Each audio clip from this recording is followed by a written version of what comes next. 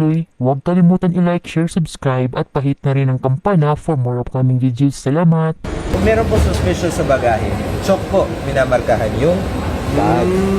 So kaya ba minsan magtataka tayo ng paglabas ng bagahe, merong choke na may nakamarked X. Yun halimbawa kapag any suspicious na item na makikita, mamarkahan po ng X ng ating X-ray personnel. So ano Silang po base ito. lang dito sa nakita nila, lalagyan nila ng marka ng X. Opo. So hindi ka sinisingle out. Dahil wala silang idea kung sino may-ari nito mga baneta nito. Bawal ba dito ang battery? Meron pa ganun? Actually, sir, hindi pwedeng naka-check in ang mga baterya, electronics, kasi po, that is not just for customs purposes. Safety po na lahat ng pasahero at aeroplano kasi this might siguro baka mag-contract or ano man sa heat or temperature changes na cargo hold ng aircraft. Ngayon po in our international airports, di ba pinapasegregate na po, no? Ang lahat ng electronics, kailangan po ilabas yung ano, kasi para nga po for the batteries and kung ano yung mga sources of power ng mga devices, nakikita. Kagaya nito, voting malaki. Yan po, no? So kapag ganyan, we will have to see if that is an expensive bottle of liquor or Tulad nito mga kababayan, pati pala bote, susuriin pa pala nila ito ng mabuti kung mamahalin ba ito na klaseng alak o anumang klaseng bote yan dala ninyo. Kaya isa rin siguro ito sa mga posibleng dahilan kung bakit binubuksan nila yung mga bagahe at nilalagyan ng X sa kadahilanan na ayon sa Bureau of Custom ay ito ay nabibilang sa mga bagaheng kahina-hinala. ano po ba ang ating talaga kailangan i-check, no? Para hindi naman masyadong magulo na lahat na lang na ano ay pinaflag natin na suspicious. Nakikita po natin dito sa machine, iba po ang kulay na lumalabas sa mga precious metals. Kasi meron po talaga napapasok na alahas at hindi nagbabayad ng buwis. Malaki po ang tax leakage kapag napabayaan ng customs ito. So that's why binabantayan natin.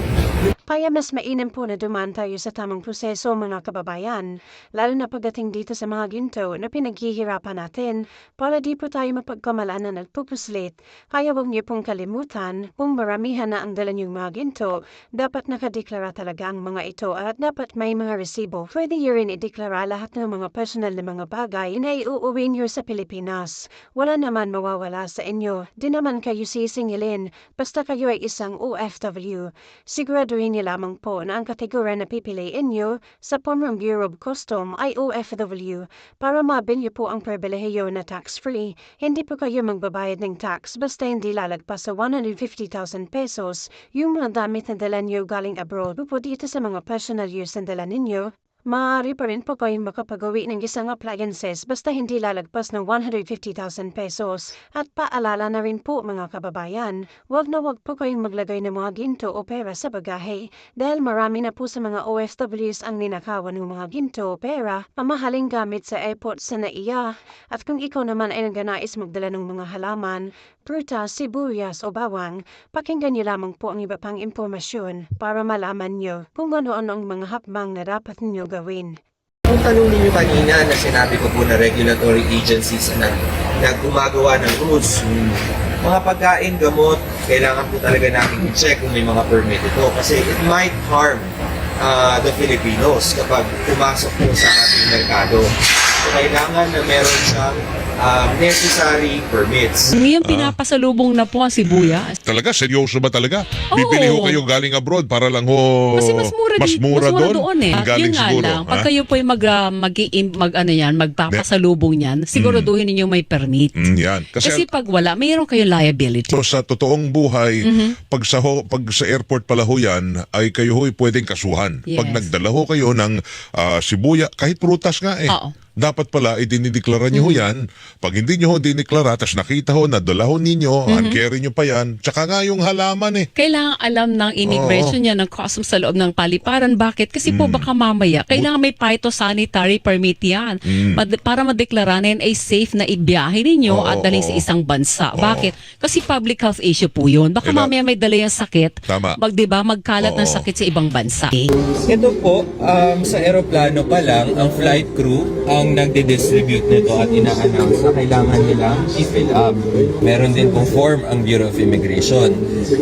Although meron tayong e-travel ngayon, and this is one of the initiatives natin na ma-automate natin ang ating mga business processes sa ating mga ahensya. Pero may mga pasahero po, of course, na medyo hindi masyadong tech savvy. So, we assist them as well in filling this up, no? Meron po mga passengers din na hindi sila nakapag-fill up or medyo confused sila kung anong ilalagay. Nandiyan po ang ating mga customs examiners. At naglagay po tayo ng mga flight supervisors na basically ang gagawin lang po nila is to assist our passengers to check if they have any concerns at roving po sila dun sa second floor, dito sa baba. Every time na medyo humahaba ang pila, tinatanong po kung ano ang kanilang concern para po pagdating naman dito sa ating lane mismo, ready na po lang.